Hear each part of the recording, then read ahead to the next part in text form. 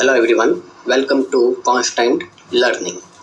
जी देखिए, आपके साथ में है जो हमारे इस चैनल पे मैथ्स और रीजनिंग की चेकलिस्ट का सॉल्यूशन तो चल रहा ही है और मैथ्स में आपके लिए बहुत ज़्यादा मेहनत कर रहे हैं, प्री और मेंस सब कुछ आपको सॉल्यूशन प्रोवाइड कर रहा है।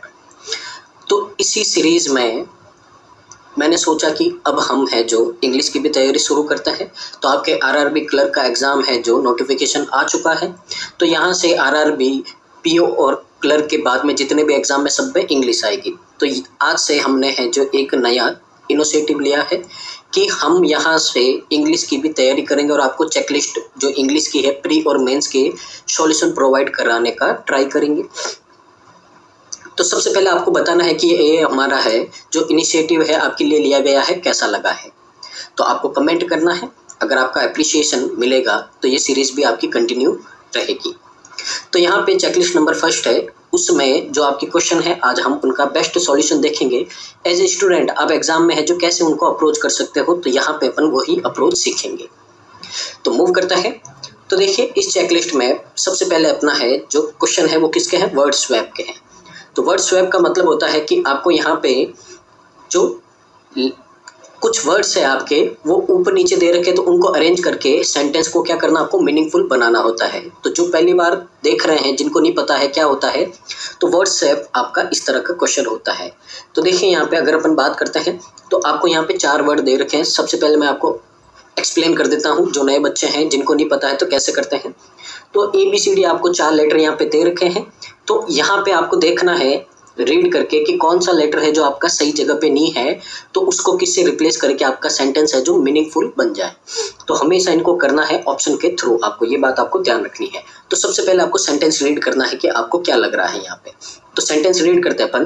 The opposition parties policies criticise the government's economic vehemently citing inflation about rising concerned and unemployment। तो देखिए यहाँ पे ये आपका सेंटेंस था।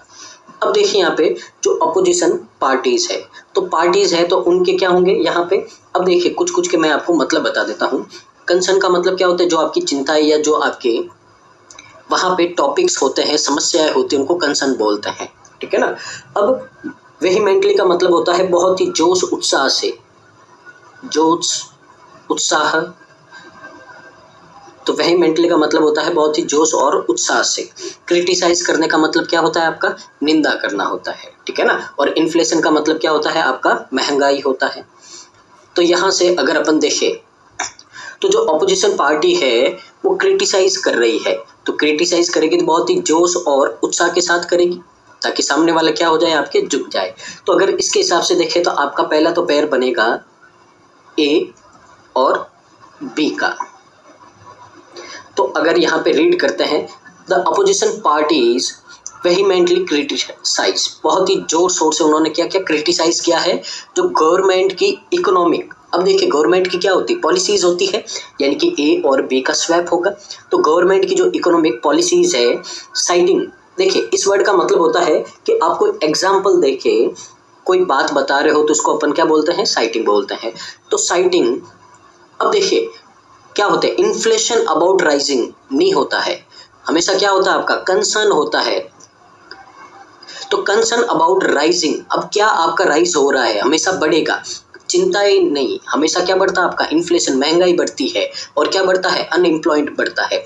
तो आपने न्यूज़ वगैरह में सुना होगा कि महंगाई बढ़ रही है, बेरोजगारी बढ़ रही है। तो आपको बस वही जनरली सेंस आपको ध्यान रखना है। तो महंगाई और जो आपकी बेरोजगारी, अनएम्प्लॉयमेंट का मतलब क्या होता है, बेरोजगारी बढ़ रही है।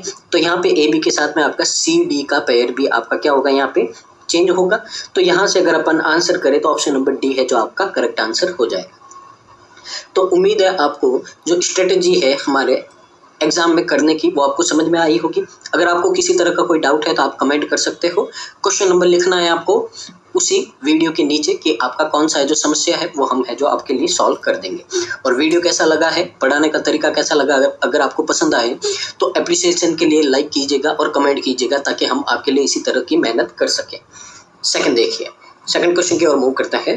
तो आपको बोला है जो डिप्लोमेटिक है, remained between the United States and Canada have relations strong for decades fostering collaboration और वेरियस ग्लोबल इश्यूज।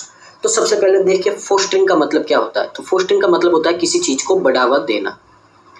तो बढ़ावा देना होता है इसका मतलब फोस्टरिंग, ठीक है। रिलेशंस का संबंध होता है आपका, इसका पता ही होगा। अब देखिए जो डिप्लोमेटिक है, अब डिप्लोमेटिक क्या होते हैं आपके, सबसे पहले अगर अपन देखें तो डिप्लोमेटिक आपके रिलेशंस होते हैं।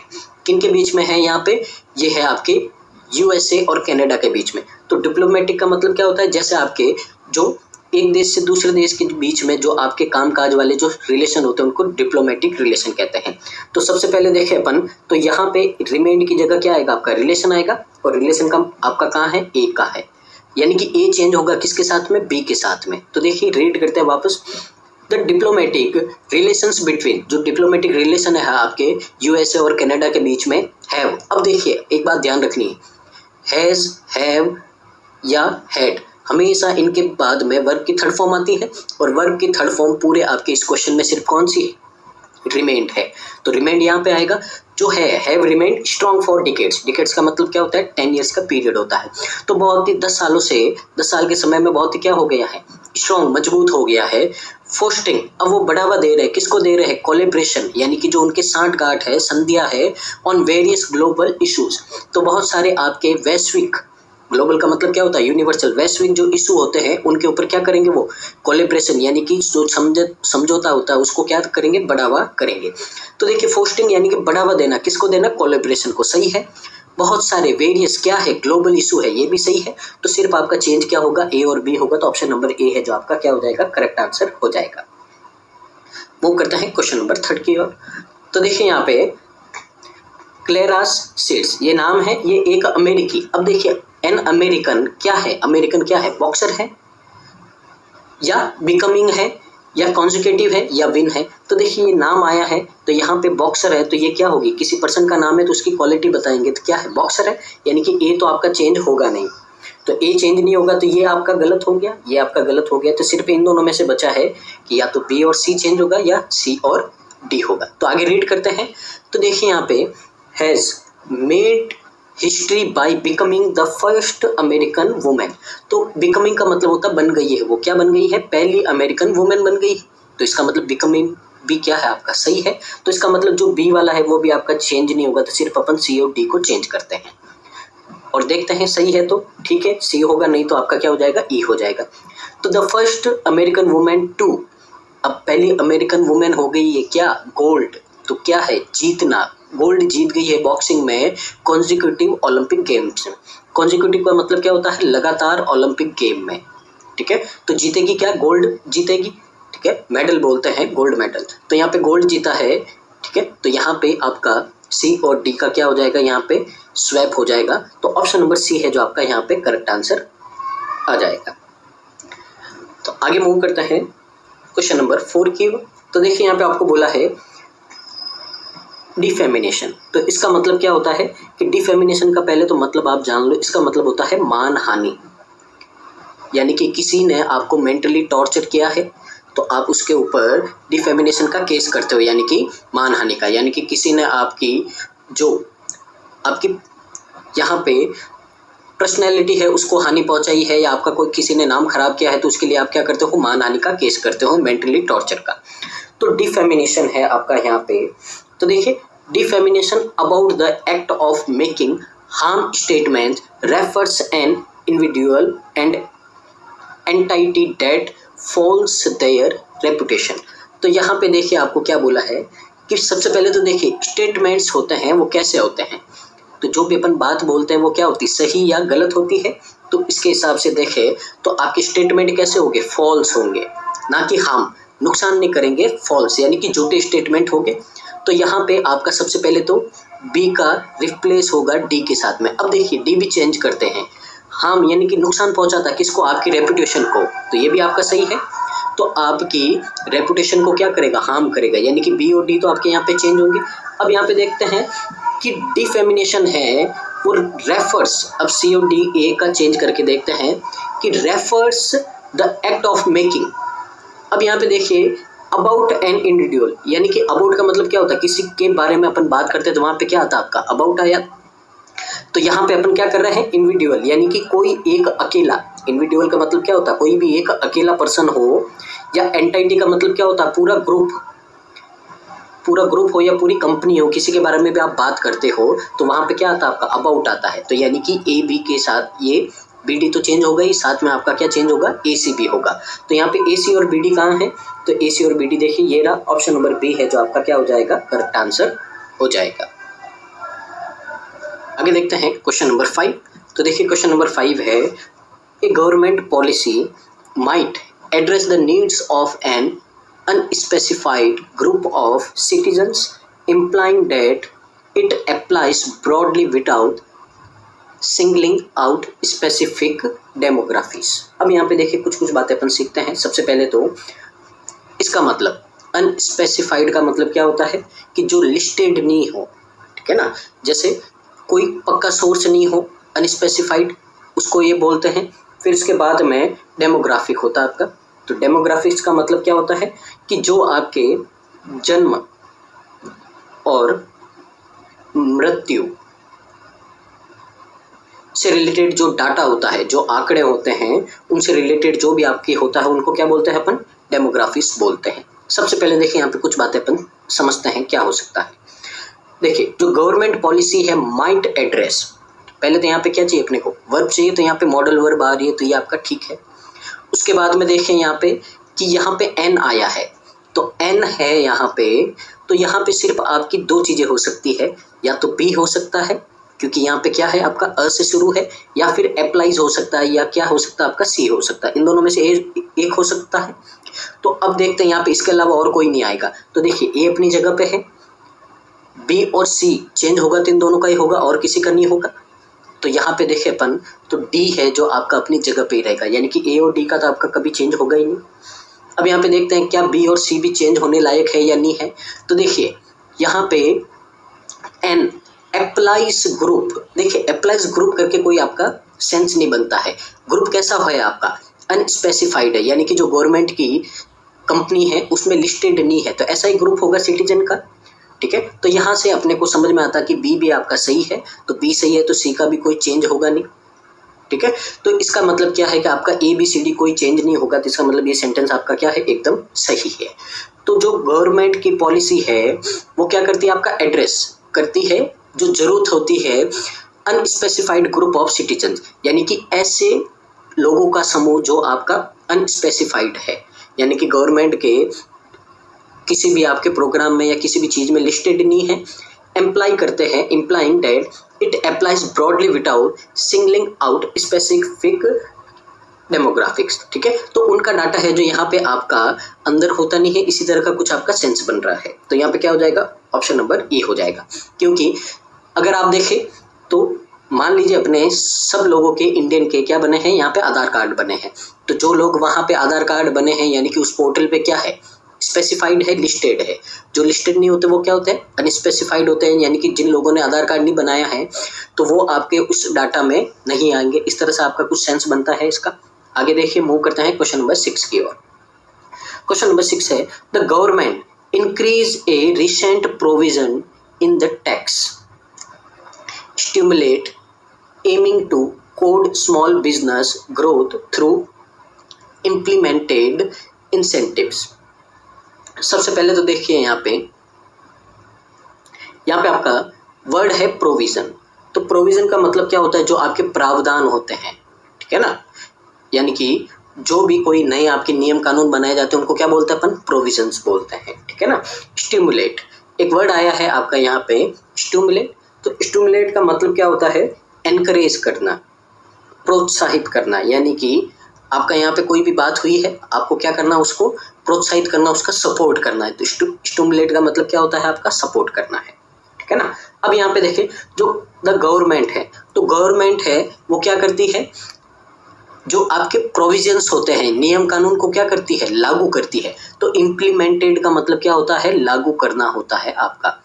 तो यहाँ पे गवर्नमेंट है जो प्रोविजन, नियम कानून, टैक्स को इंक्रीज नहीं करेगी, वो इम्प्लीमेंट करेगी, यानी कि लागू करेगी। तो सबसे पहले तो आपका ए और डी चेंज होगा।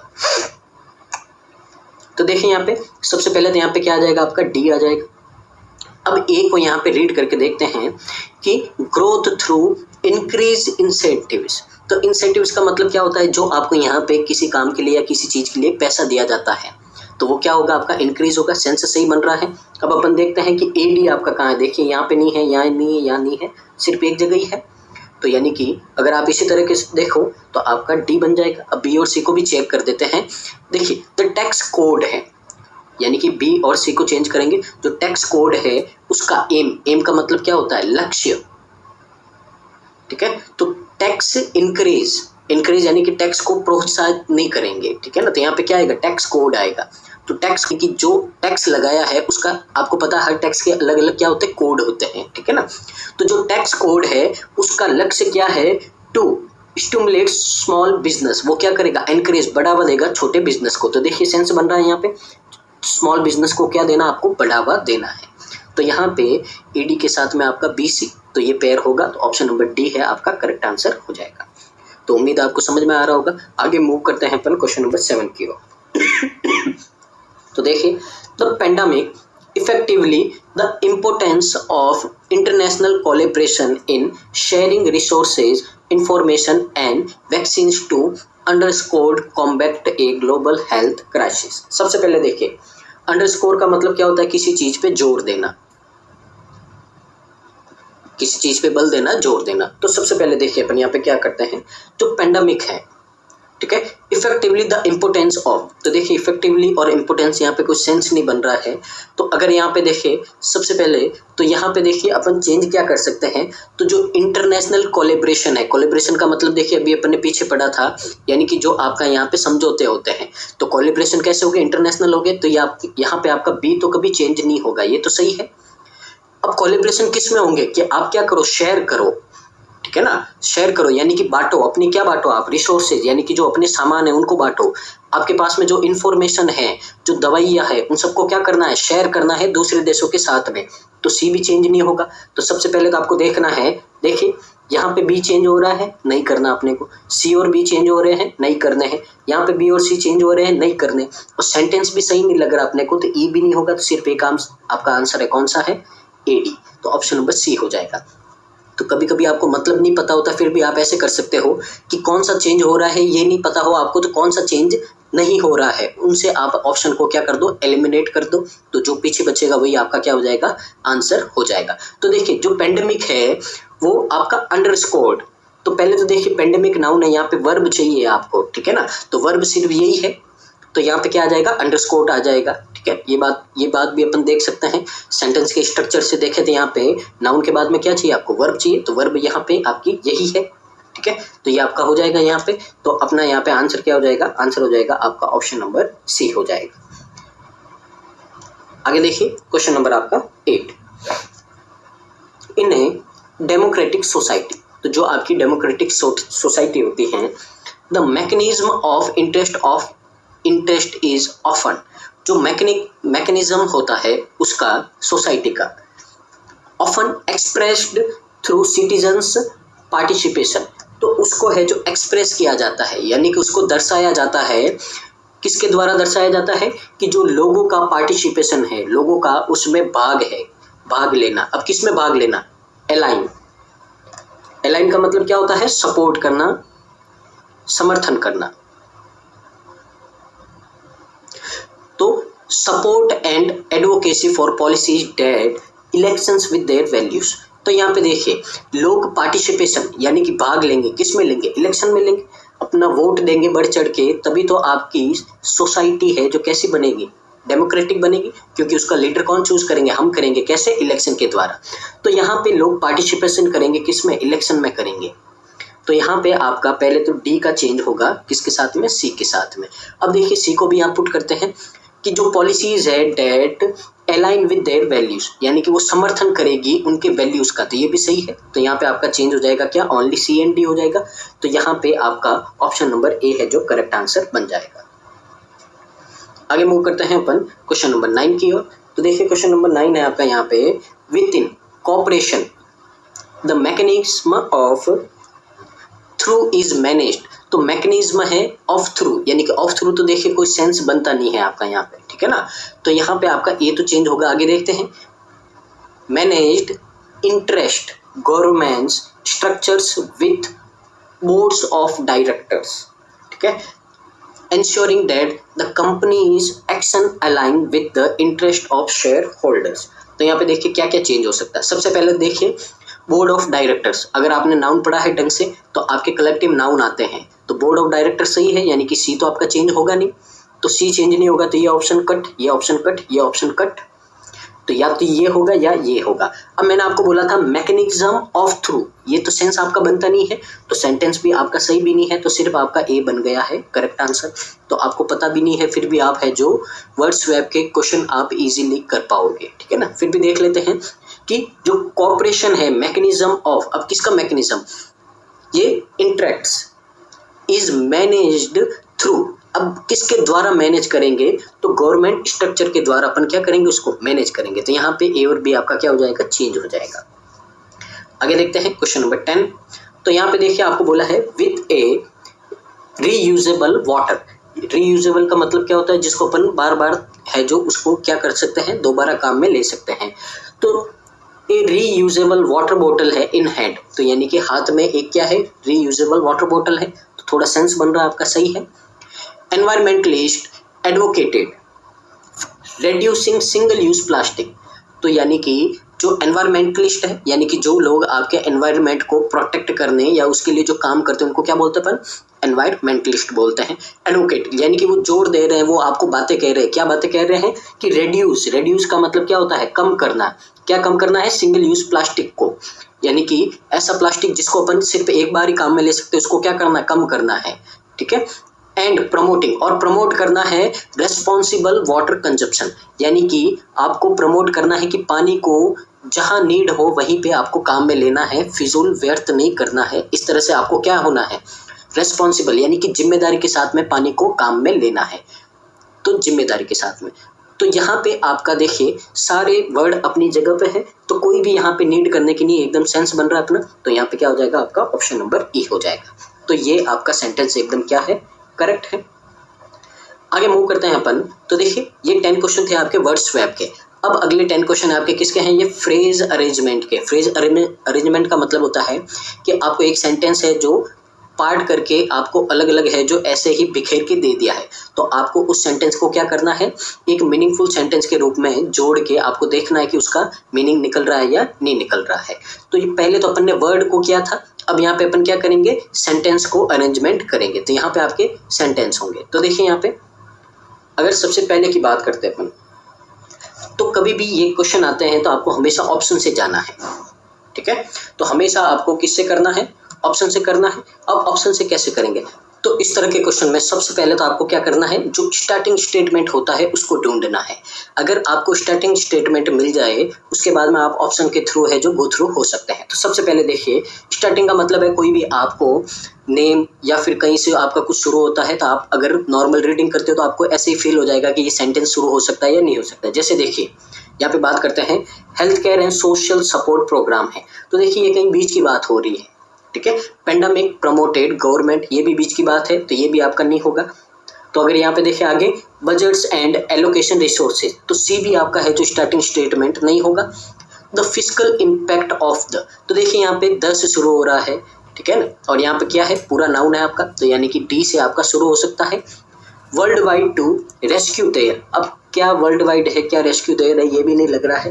तो मेरे को यहाँ से पता चला है कि मेरा स्टार्टिंग स्टेटमेंट क्या है, सिर्फ डी है। तो यानी कि option number A cut, option number C cut, ये डी कट और ऑप्शन नंबर ई कट, यानी कि अरेंजमेंट तो होगा आपका। अब अपने पास में सिर्फ 2 बचे हैं, ऑप्शन बी एंड सी। तो यहाँ पे देखते हैं डी के बाद में क्या आएगा, बी आएगा या ए आएगा। तो देखिए अपन यहाँ पे करते हैं जो फिस्कल इम्पैक्ट है ऑफ द, अब किसका फिस्कल इम्पैक्ट है, तो इम्पैक्ट किसका होगा आपका, पेंडेमिक का ही होगा ना। इम्पैक्ट का मतलब प्रभाव होता है, तो इम्पैक्ट है आपका किसका होगा, पेंडेमिक का होगा, यानी कि डी के बाद में सिर्फ क्या आएगा आपका, बी आएगा। तो डी के बाद में बी आएगा, तो यानी कि ऑप्शन नंबर बी है जो आपका करेक्ट आंसर हो जाएगा। तो यही आपका आंसर होगा। अगर यहाँ पे अगर रीड करके देखें तो जो फिस्कल इम्पैक्ट है ऑफ द पेंडेमिक, पेंडेमिक का है प्रॉम्प्टेड, ठीक है। तो यहाँ पे देखिए कि गवर्नमेंट्स, अब इसके बाद में देखिए बी के बाद में क्या आएगा, प्रॉम्प्टेड गवर्नमेंट्स, अब इसके बाद में ई आएगा वर्ल्ड वाइड, यानी कि जो world wide to re access their, यानी कि फिर से वो एक्सेस कर पाए, फिर से प्राप्त कर पाए, देयर क्या, उनके क्या, तो यहाँ पे देखिए see their budgets and allocated resources, यानी कि उनका जो बजट है और जो रिसोर्सेज है to health care and social support program, ताकि वो क्या कर सके, प्रमोट कर सके हेल्थ केयर और सोशल प्रोग्राम को। तो ऑप्शन नंबर बी आपका क्या हो जाएगा, करेक्ट आंसर हो जाएगा। आगे देखिए क्वेश्चन नंबर सेकंड, वापस आपको क्या करना है, स्टार्टिंग स्टेटमेंट आपको फाइंड करना है। अगर देखें यहाँ पे struggling with A deficit in, तो देखिए कहीं बीच का लग रहा है, कम्युनिटी आउटरीच एफर्ट्स ये भी बीच का है, ऑफ देखिए प्रेपोजिशन है आपका, स्टार्टिंग का सेंस बनता नहीं है, the non profit organization D से हो सकता है, डोनेशंस प्रमोटिंग ए ये रिवोल्यूशन, तो ये भी नहीं लग रहा है, तो यहाँ पे भी आपका क्या लग रहा है, डी ही लग रहा है, तो यानी कि ये आपका ए कट हो गया, बी कट हो गया, ई कट हो गया। अब देखिए वापस वही चेक करना है, डी के बाद में बी आएगा या ए आएगा। तो देखिए जो नॉन प्रॉफिट ऑर्गेनाइजेशन होती है, ऐसी आपकी कंपनियां जो क्या नहीं लेती है, प्रॉफिट नहीं लेती, यानी कि जो आपका भला करने वाली होती है। अब उनके आगे देखिए ऑर्गेनाइजेशन, अब क्या आएगा, ऑर्गेनाइजेशन कम्युनिटी। अब देखिए ऑर्गेनाइजेशन भी क्या होता है, ग्रुप होता है एक तरह का, और कम्युनिटी भी क्या होती है, एक तरह का ग्रुप होता है, ठीक है। तो दोनों ग्रुप, दो शब्द एक साथ में आ नहीं सकते, सेंस नहीं बनता है, तो डी के बाद में बी तो नहीं आएगा, क्या आएगा, ए आएगा। तो जो आपकी नॉन प्रॉफिट ऑर्गेनाइजेशन है, स्ट्रगल्ड विथ ए डेफिसिट, यानी कि वो क्या कर रहे, स्ट्रगल कर रहे हैं, क्यों, क्योंकि ए डेफिसिट यानी कि जो कमी हो रही है, किस में कमी हो रही है, तो डी के बाद में ई आएगा, किस में कमी हो रही है, देखिए यहाँ पे सेंस बन रहा है डोनेशन का, प्रोमोटिंग ए रेवोल्यूशन, यानी कि जो बदलाव का आपका प्रमोशन है उसमें भी क्या हो रही है, कमी हो रही है, तो यहाँ पे आपका सेंस बन जाएगा, ऑप्शन नंबर सी है जो आपका करेक्ट आंसर हो जाएगा। करते हैं अपन थर्ड की ओर, तो देखिए यहाँ पे, तो देखिए क्वेश्चन नंबर 3 है आपका, तो यहाँ पे देखिए पहले इसको रीड करते हैं, from hospital to clinics health care entities bringing work together to provide. अब देखिए यहाँ पे क्या प्रोवाइड करवाएंगे, अगर अपन देखें प्रोवाइड करवाना है तो क्या करेंगे यहाँ पे, तो पहले अपन देखें अगर सी के साथ में कुछ अपने को पैर दिख रहा है तो प्रोवाइड कोई चीज़ करवाई जाती है, तो क्या चीज़ है, तो अगर अपन यहाँ पे देखें कंट्रीब्यूट टू पब्लिक हेल्थ, ये प्रोवाइड नहीं किया जाएगा। एसेंशियल मेडिकल सर्विस, तो यानी कि जो ज़रूरत की बहुत ज़रूरी आपकी मेडिकल सर्विस होती है उसको प्रोवाइड किया जाता है। तो अपन ने यहाँ पे देखा कि सी के साथ में आपका सबसे पहले तो ई का पेयर बनेगा, तो सी के जस्ट बाद में क्या आएगा, ई आएगा।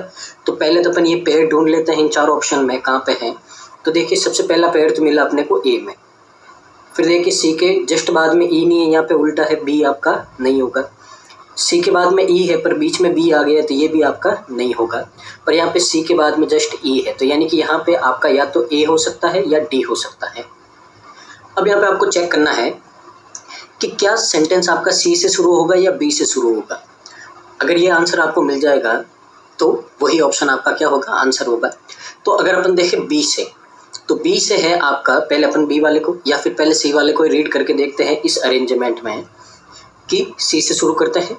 तो सी में बोला है आपको कि वर्क टुगेदर टू प्रोवाइड, तो सीधा अपने को ये पता है कि सी वाला है जो कहीं बीच का आपका स्टेटमेंट लग रहा है, तो सी से तो आपका शुरू होगा नहीं, तो यहाँ पे ए भी आपका क्या हो गया, कैंसिल आउट हो गया है। और ये भी अपने को पता है कि इसको अरेंजमेंट चाहिए, तो ई वाला भी आपका क्या हो गया, कैंसिल आउट हो गया। तो सबसे पहले तो आपका आंसर क्या हो गया, डी।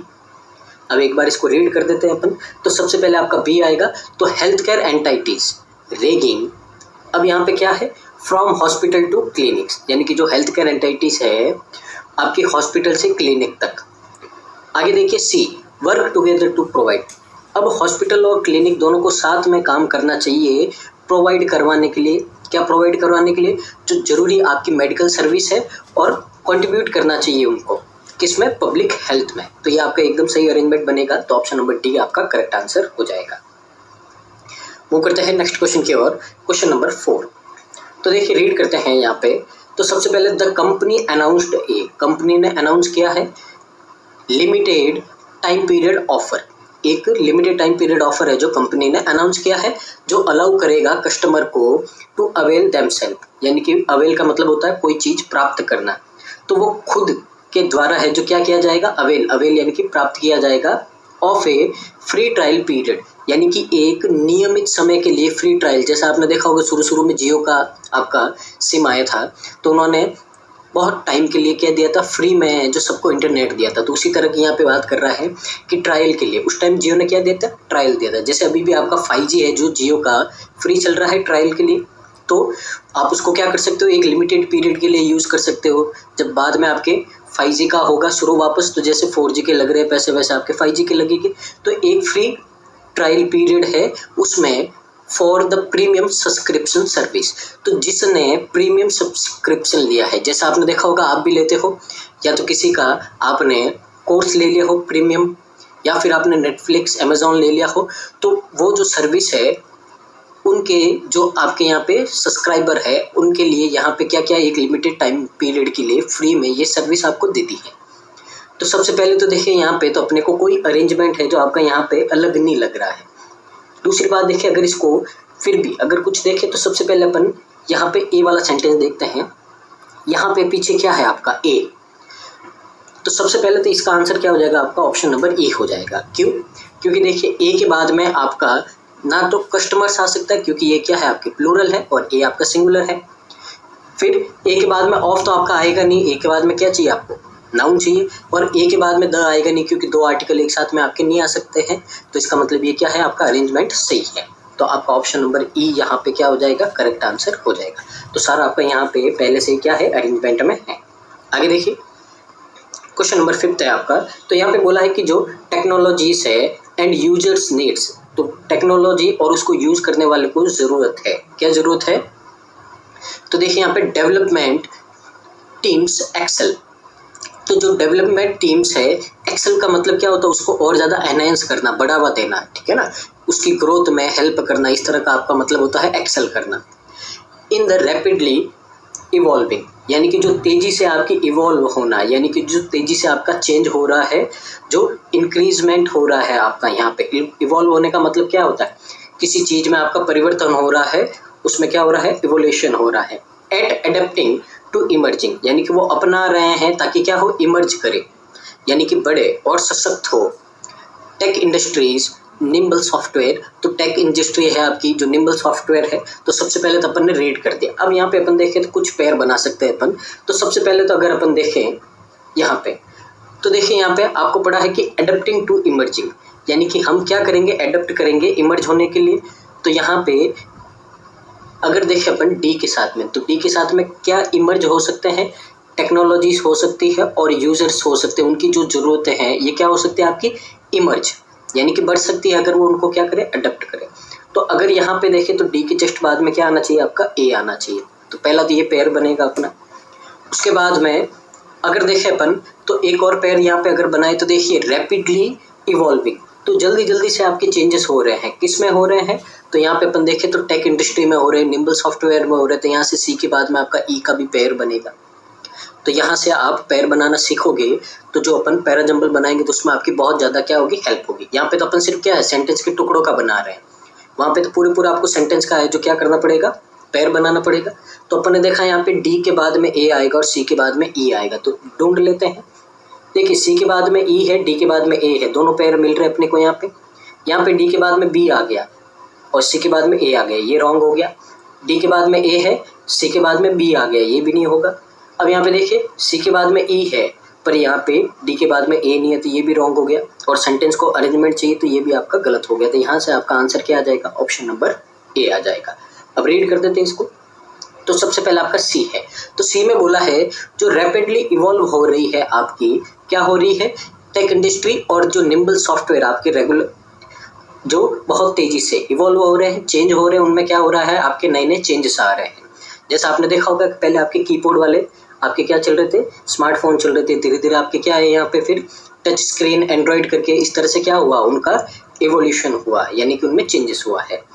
तो देखिए डेवलपमेंट टीम एक्सेल, जो डेवलपमेंट टीम है वो क्या करेगी, एक्सेल करेगी, उसको बढ़ावा देगी, उसको बढ़ाएगी। क्या बढ़ाएगी, तो यहाँ पे आपको बोला है एडेप्टिंग टू इमर्जिंग, यानी कि अपनाने में, इमर्जिंग करने में टेक्नोलॉजीज़ को और यूज़र के नीड्स को, यानी कि जो टेक्नोलॉजीज़ है और जो आपके यूज़र है उनकी ज़रूरतों को बढ़ाने का क्या करेगी, काम करेगी यहाँ पे। तो ऑप्शन नंबर ए आपका क्या हो जाएगा, करेक्ट आंसर हो जाएगा। मूव करते हैं क्वेश्चन नंबर 6 की ओर। तो यहाँ पे देखिए आपको बोला है द कैंडिडेट्स परफॉर्म प्रोफेशनल्स, जो कैंडिडेट के हैं प्रोफेशनल है। Impressions on the hiring team, तो जो इम्प्रेशन डालते हैं वो हायर करने का मतलब क्या होता है, किसी को काम पे रखना, या कोई आप टैक्सी हायर करते हो यानी कि क्या करते हो, उसको किराए पे करते हो। तो हायर करने का मतलब होता है किसी को काम पे रखना या किसी को सैलरी देके किसी से कोई काम करवाना। तो इम्प्रेशन और हायरिंग टीम यानी कि जो इम्प्रेशन होता है, जो हायरिंग टीम होती है, कम्युनिकेशन स्किल्स लेफ्ट ए पॉजिटिव, तो जो आपकी कम्युनिकेशन स्किल्स होती है यानी कि किसी से बात करने की या जुड़ने की जो आप में कला होती है, एक आपका छोड़ देती है पॉजिटिव। अब पॉजिटिव क्या छोड़ेगी आपका, यहाँ पे भी आपका अगर देखें तो पॉजिटिव क्या छोड़ा जाता है, अगर यहाँ से देखो तो आप पॉजिटिव क्या छोड़ते हो, या तो इम्पैक्ट छोड़ते हो या पॉजिटिव इंप्रेशन छोड़ते हो।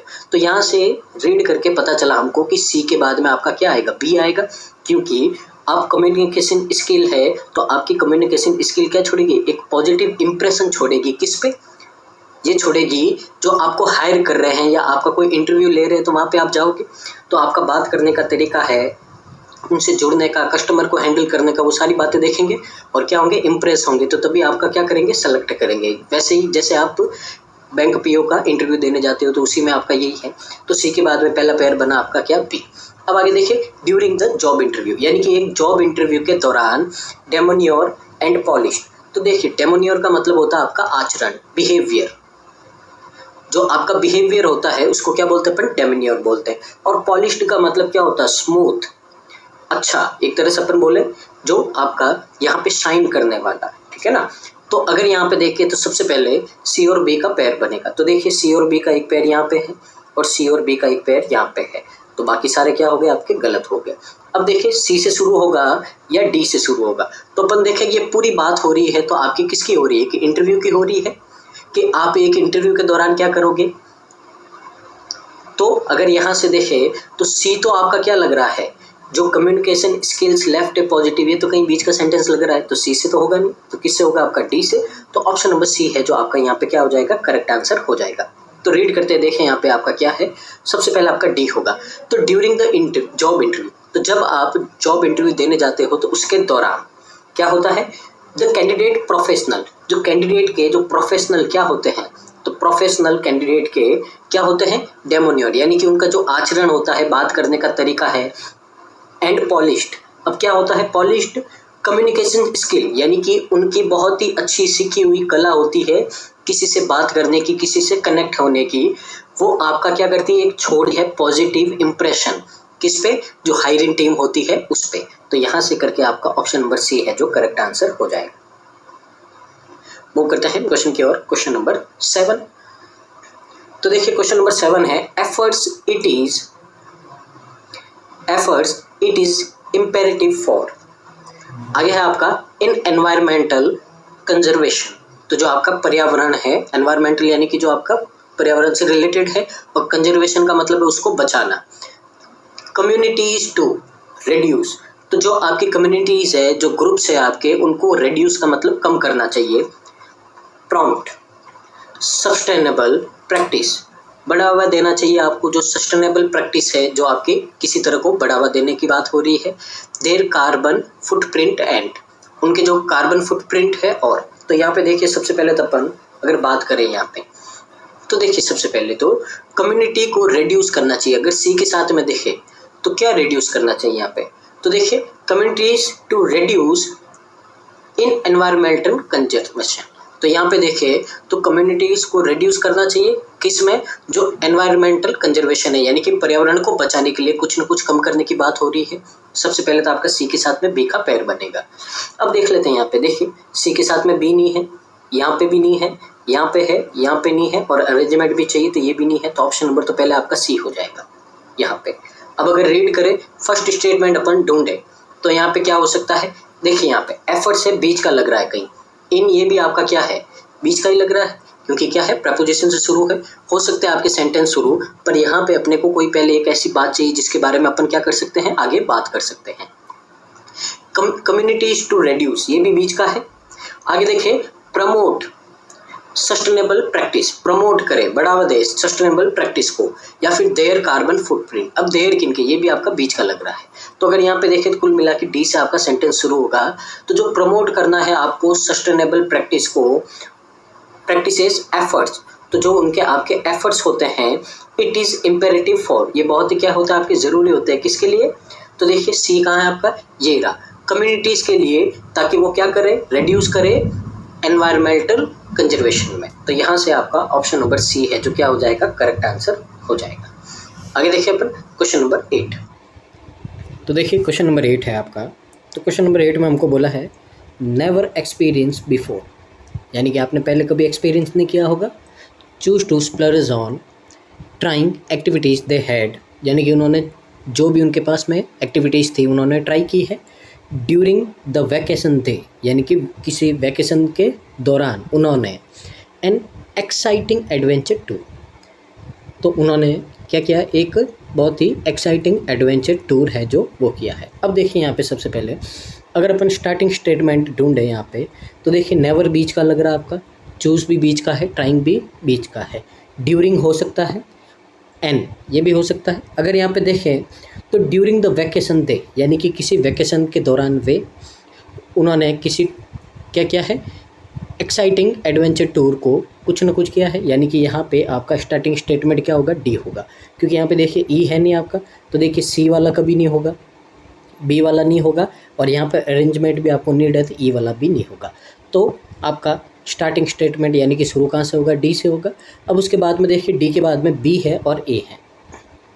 अब यहाँ पे देखिए कि डी के बाद में बी या ए इसमें से क्या आएगा, तो पहले अपन बी वाला रीड करके देखते हैं कि क्या होगा। तो during the vacation they never experienced before, ये देखिए बी पहले रीड करते हैं, during the vacation they choose to splurge on, उन्होंने चूज़ किया था। अब आगे क्या है, ई, तो splurge on an exciting adventure tour, उन्होंने एक चूज़ किया था एक बहुत ही ज़्यादा एक्साइटिंग एडवेंचर टूर। आगे देखिए ट्राइंग एक्टिविटीज़ दे हैड, उन्होंने ऐसी एक्टिविटीज़ ट्राई की है जो वे नेवर एक्सपीरियंस बिफोर, जो एक्टिविटीज़ उन्होंने पहले कभी भी उन्होंने एक्सपीरियंस नहीं की थी। तो ये आपका यहाँ पे एकदम क्या बन रहा है, करेक्ट मीनिंग बन रहा है। तो यहाँ पे सी को रीड करने की नीड नहीं है, तो आपका ऑप्शन नंबर बी है जो क्या हो जाएगा, करेक्ट आंसर हो जाएगा।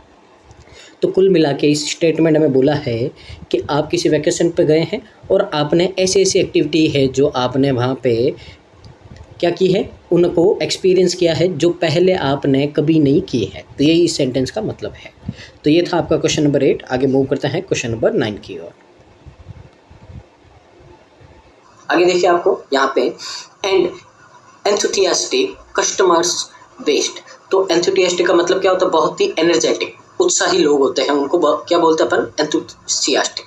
Customers base invigorate its marketing, the company implemented approach attracting a new innovative strategies too। तो यहाँ पे देखिए कोई कंपनी बात कर रहा है, कोई स्ट्रेटेजीज आपकी इम्प्लीमेंट करना है और वहाँ से इनोवेटिव स्ट्रेटेजीज आपकी करके कस्टमर को क्या करना है, बढ़ाना, इस तरह का आपका कुछ सेंस बन रहा है।